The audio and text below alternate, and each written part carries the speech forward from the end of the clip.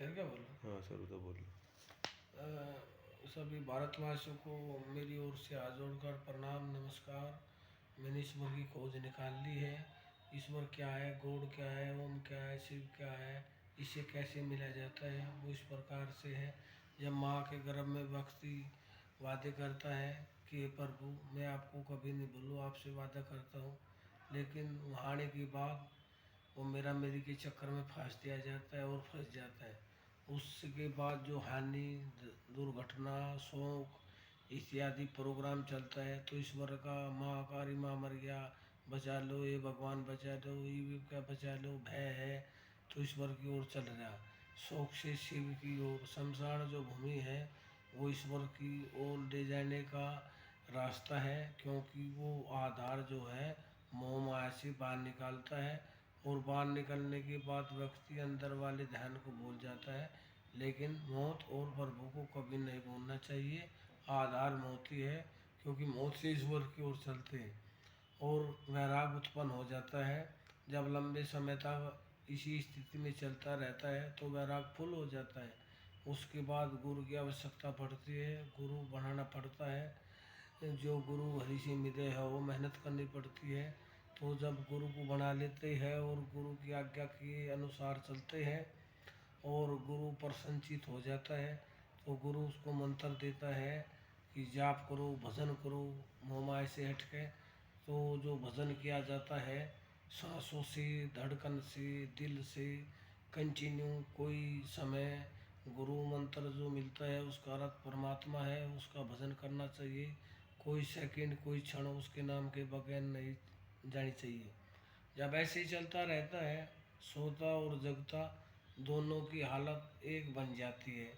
तो right side में बहुमुहूर्त के समय जो सुप्रीम पावर है ऊपरले वाला है वो आता है और चक्कर चल रहा है, बहुत प्यारी लाइट है। और बी साइड निराकार है, उसमें आकाशवाणी होती है। और साकार में ज़्यादा कड़ी मेहनत करने के बाद कल क्या होगा उस लाइट में लिखा और भी आता है। और व्यक्ति की आंखें खुल जाती है, इधर उधर देखता है क्या है वो नहीं दिखाई देता।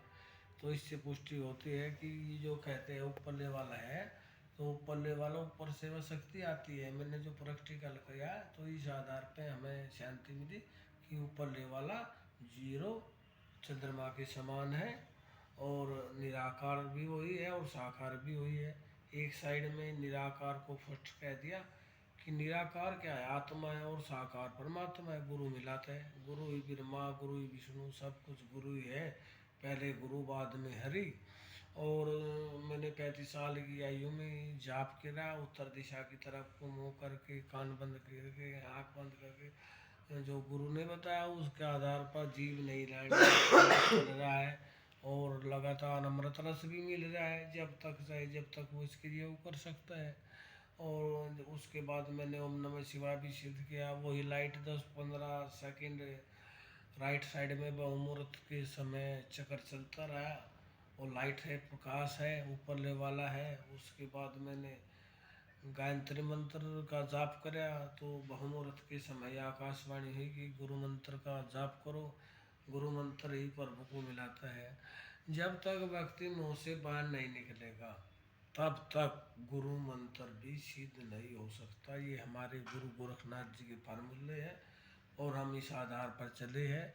और आकाशवाणी भी होती है, सब कुछ होता है, उसमें तो कुछ बचता नहीं। और परमानंद भी बोलते हैं उसको, 10वां द्वार बोलते हैं, 10वां द्वार का खुलना, गुरु मंत्र का सिद्ध होना, प्रकाश का, ये सब वही है। और इससे ज़्यादा क्या कहूँ। आदेश आदेश प्रणाम।